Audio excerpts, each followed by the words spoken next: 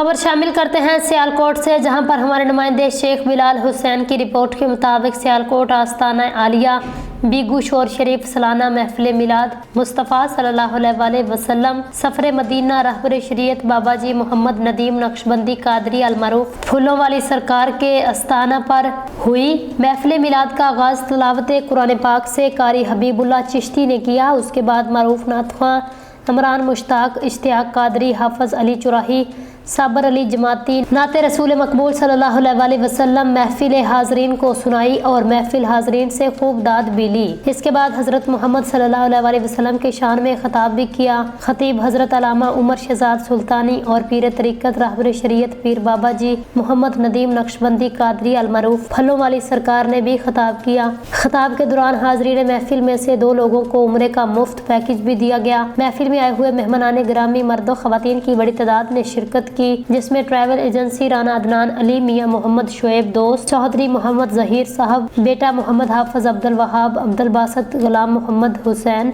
अब्दुल कदीर, मोहम्मद अरहम, अब्दुल हादी ने शिरकत की और आखिर में दुआ खैर की गई। लंगर का वसी इंतजाम किया गया।